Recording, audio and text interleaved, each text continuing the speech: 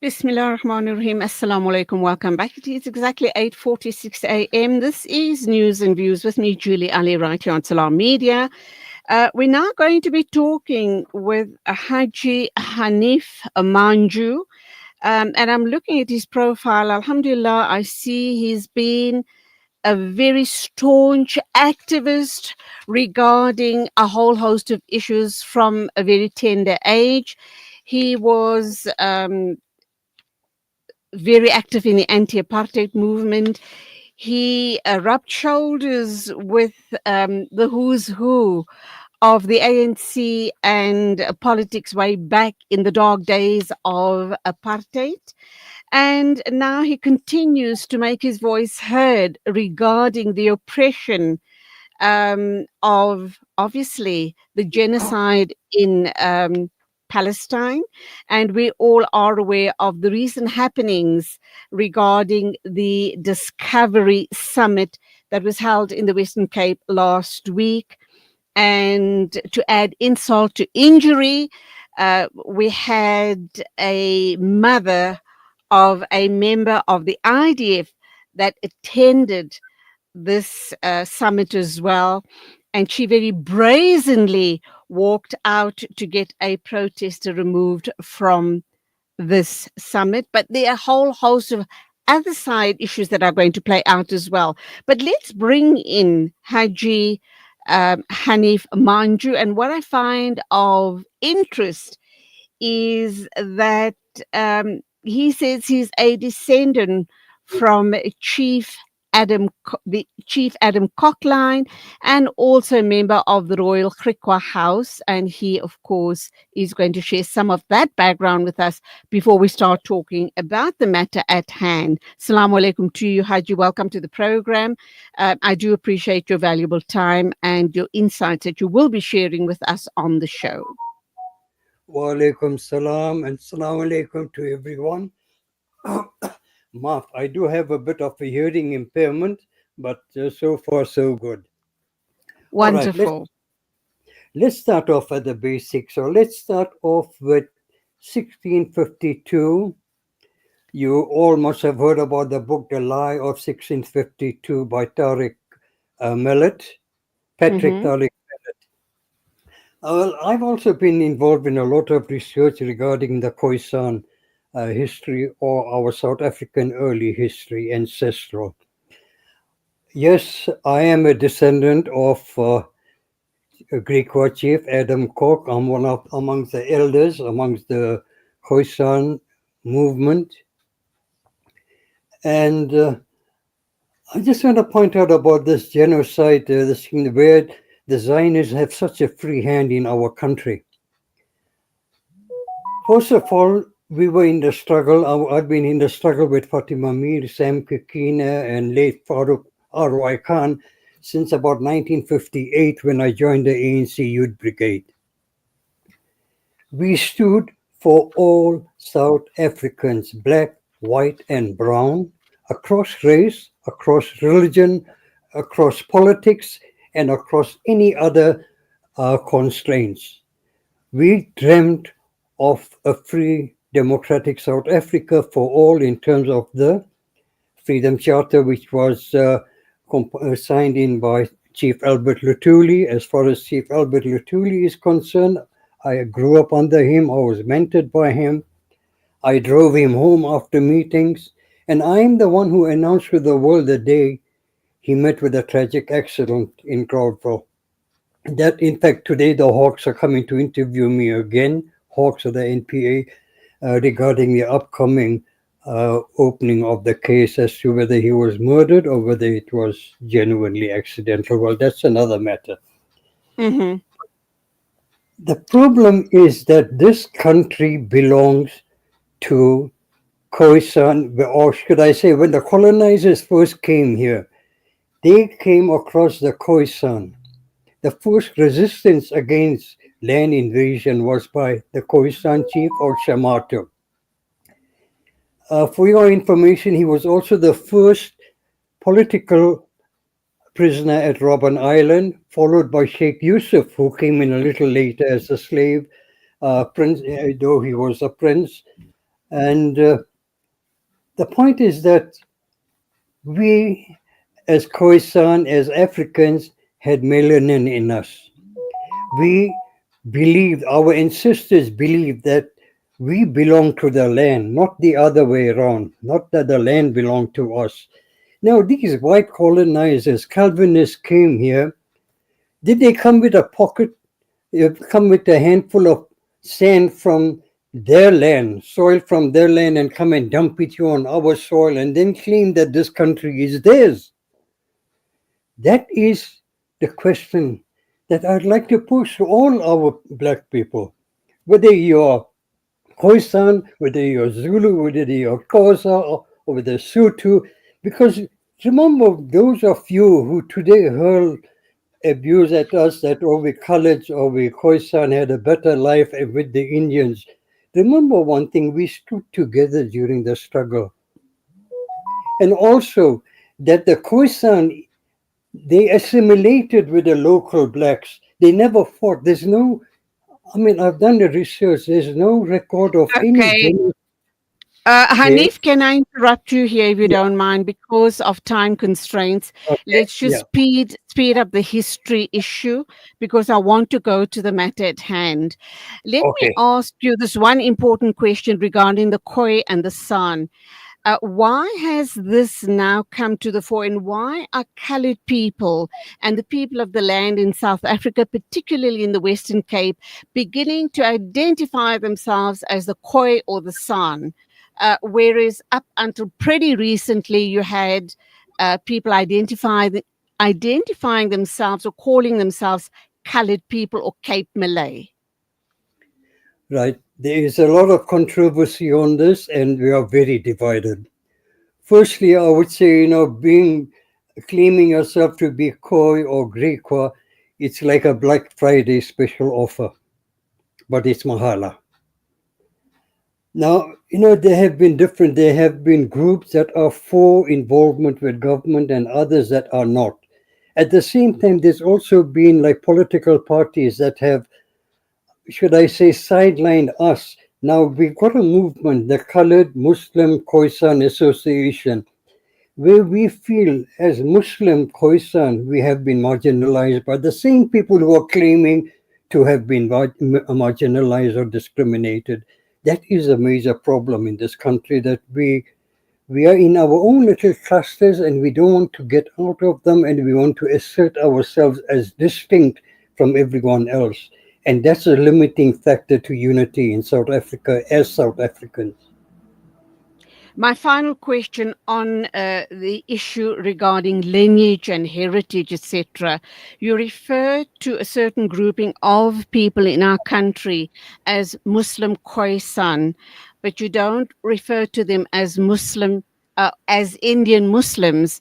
Is there a specific reason for that?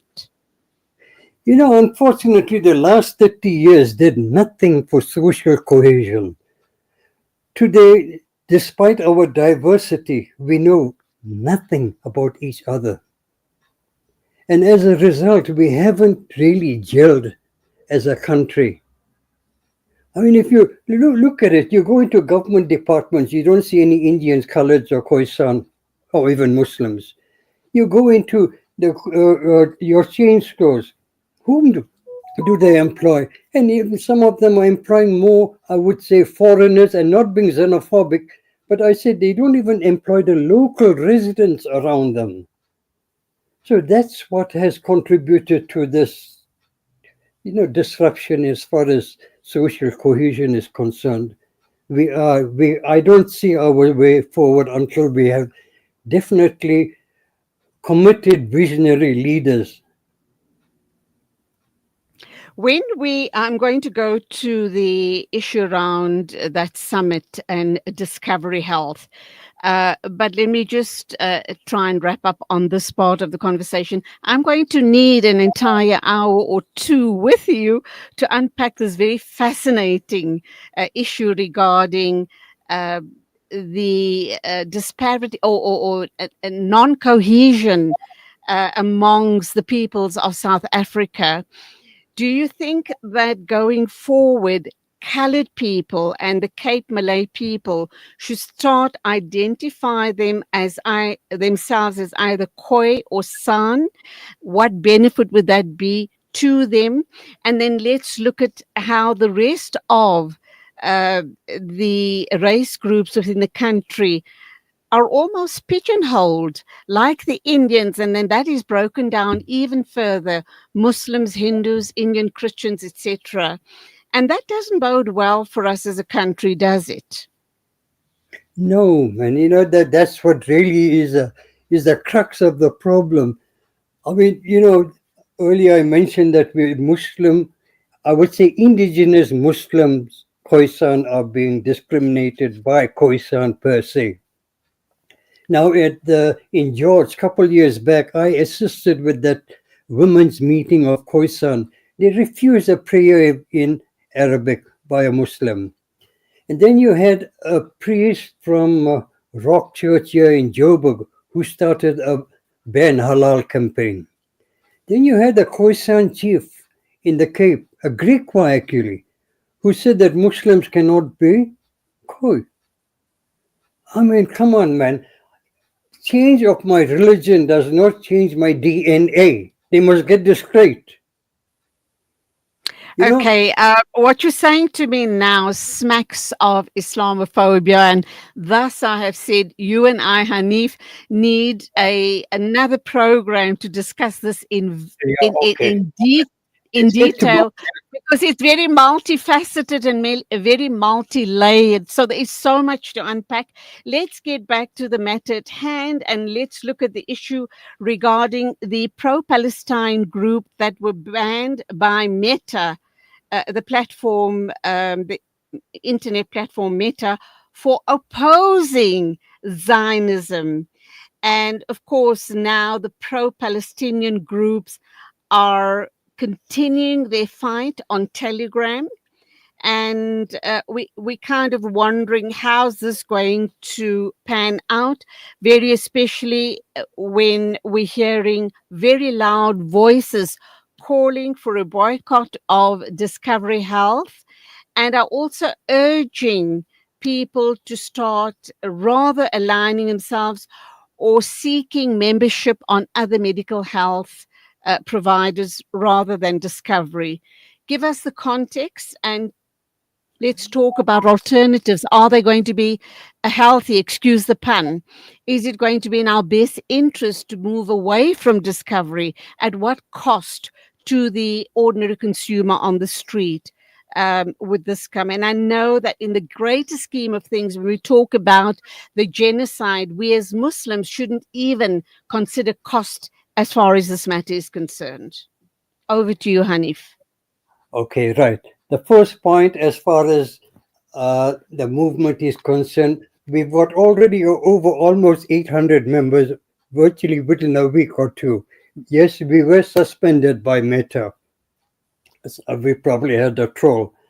But what we have done is we've got vibrant, dynamic members now and people with expertise, and we have set up a broker advice group whereby they advising people free of charge on how to migrate from Discovery to other medical aids, and what are the constraints, what are the issues, and whether they can be done immediately or whatever.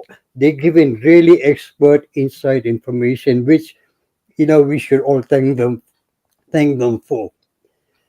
Secondly, as far as Discovery is concerned, I sent a letter to Dr. Will and I replied to him on his email. The standard letter they send, we health issue, blah, blah, blah.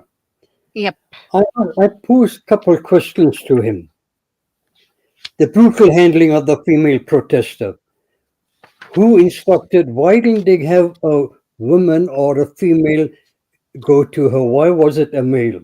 And we have constitutional and bill of rights in our country, unlike Israel and America, where you're black, you're straight away a criminal, or if not eliminated.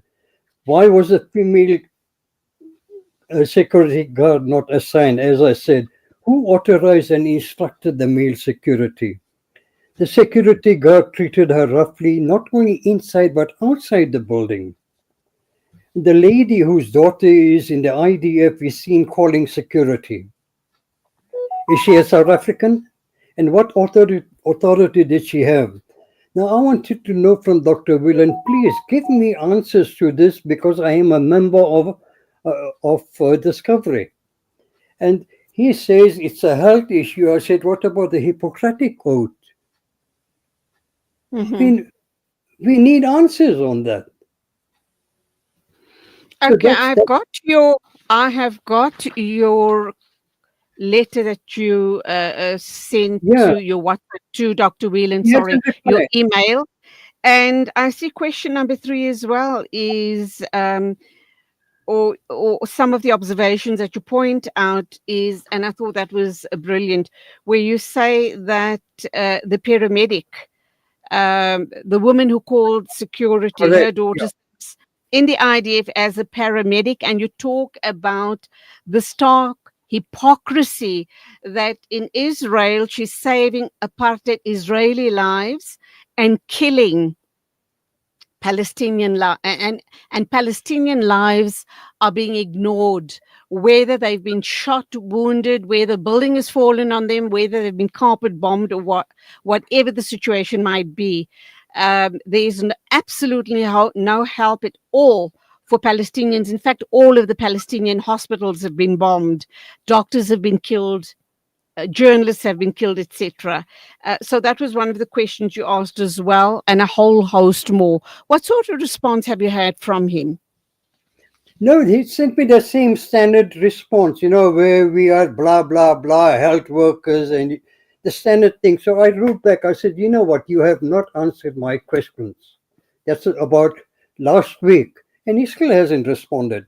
So why should we then communicate with them? They can go to hell for all I care.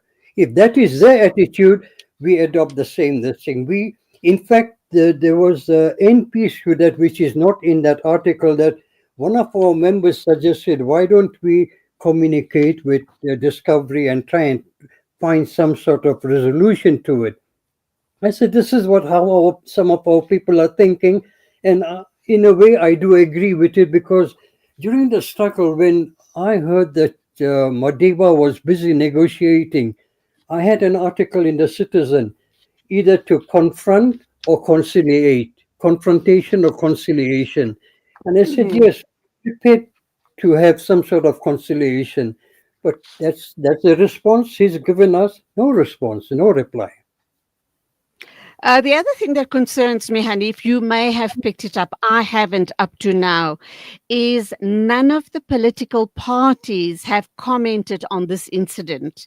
And the fact that you have this WhatsApp group going with possibly over 800 people wanting to now move their membership from Discovery to another medical aid. Up to now, we haven't heard a strong enough voice from any one of the political parties. What do you make of that? 100%, 100%. I would totally endorse that. Where are they? Where are these minions? They are minions of the same Zionists. I mean, you look at virtually every political party, it's been backed by Zionists. Millions. Besides, like your BCM parties, but the others are all mainframe in the GNU, all backed by Zionists. And they So are it just the goes to show that our politicians have been captured as well. Be that is as it may, Hanif, the all important question is how do we move forward on this matter? By the way, I'm on that group as well, so I know exactly what you're talking about and what's going down. Uh, what I envisaged, like at the time of Clover, when Clover was being sold, I had Right. approached our local business leaders and even countries like Iran, Saudi Arabia. I said, listen, our country is totally captured by Zionists and the New World Order or the white monopoly capital. Our total economy, in fact, what we eat, we drink, and what we use, it's all controlled by external forces, or should I say foreigners, not our local South African indigenous or blacks or the majority. None of them responded. But now that with all this interest and with go-getter members, people are excited, they're exuberant. I don't know how to explain that, but Mm, you look at how the intensity of the commitment. I think we are on a road to build ourselves a base from which we can then interact with or penetrate the various sectors in the economy and eventually look at total transformation without a violent revolution.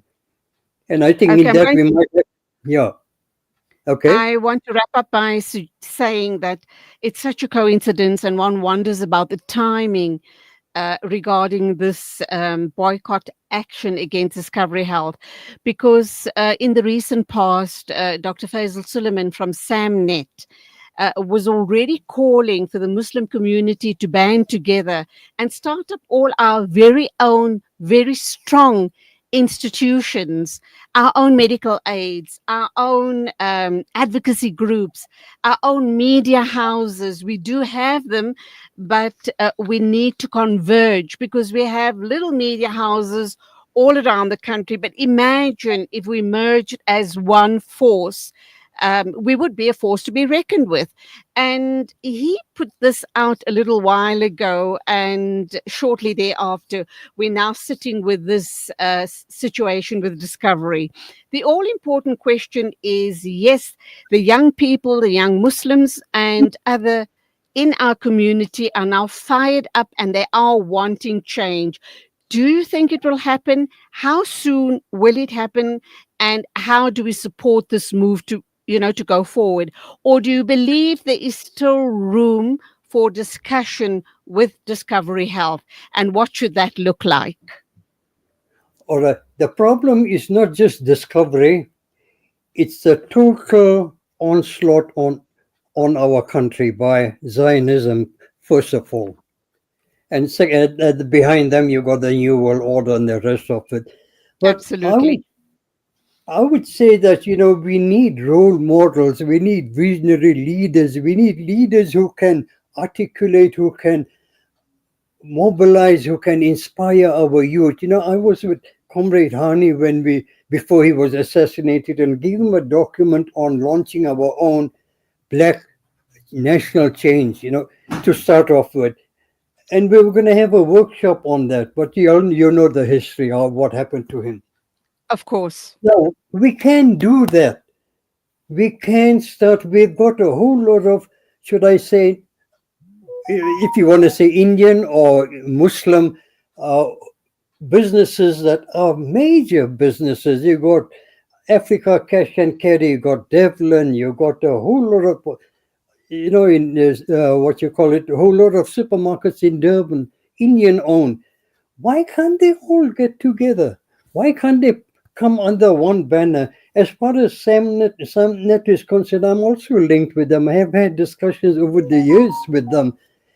I would say we could use this group as a platform to bring all together and get in feeds as to the way forward, and then we plan and strategize.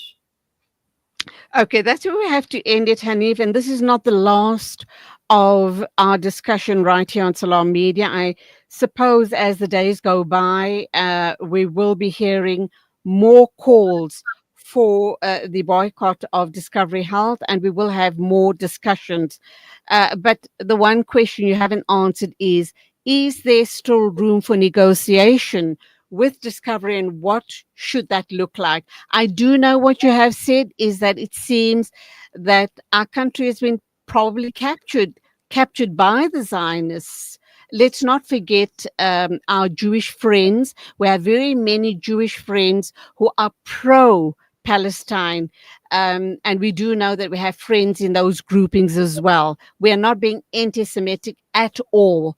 We just know that Zionism seems to have taken over the world. So, going forward, how do you respond to that question? First of all, I must really compliment you on your oversight on the whole topic and the background.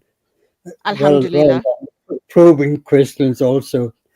As far as, throughout my talk here, I've said Zionists. I've never mentioned Jews. Yep.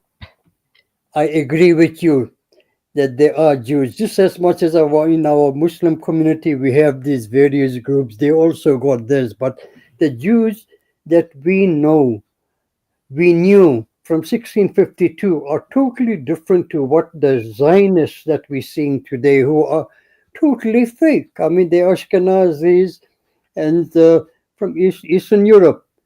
They've got no Semite blood in them. I mean, they claim being anti-Semite. I say, let's take them to court and come and prove to the court that your DNA says you got Semite. Whereas I, as a mixed, in terms of our South African classification, I'm a mixed colored. In my DNA, I've got a Jewish presence also.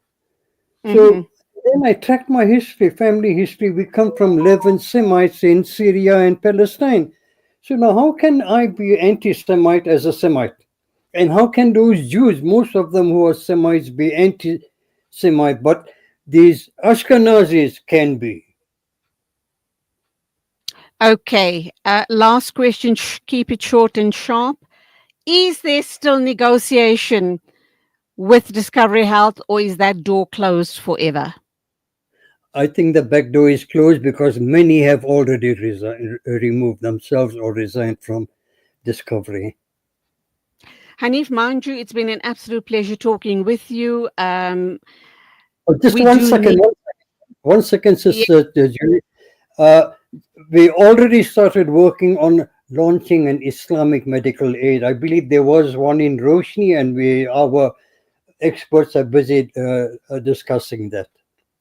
Subhanallah, we will keep in touch. And as the developments take on speed, we will be talking with you in more detail going forward. Shukran so much for your thoughts and your deep insights on this matter. Till the next time, keep safe, keep us in your du'as, and salamu alaikum to you. Ameen. Wa alaikum salam and du'as for all. Thumma Ameen. 14 after 9 o'clock, that was Haji Hanif Manju talking about obviously the state of the situation in the country, Discovery Health, the boycott, and Zionism, which is alive and well in South Africa. 14 after 9 o'clock, a reminder that this hour of news and views is sponsored by Africa Muslims Agency, a beacon of hope to communities for over 35 years in Africa and beyond. We are here in the middle of a Zahra neighborhood. The whole neighborhood is already destroyed. More than 17 towers are down.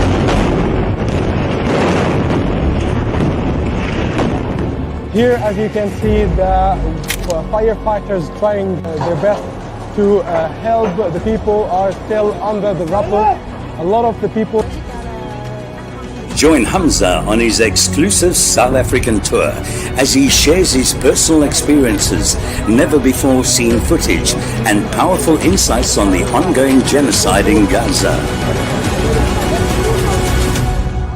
This is more than just a talk. It's an invitation to witness Gaza through the lens of Hamza Sha'alan. Don't miss this opportunity to meet the photojournalist who brought Gaza's pain and perseverance to the world in its darkest moments. Follow Salam Media on social media pages for more on this tour and be part of the conversation.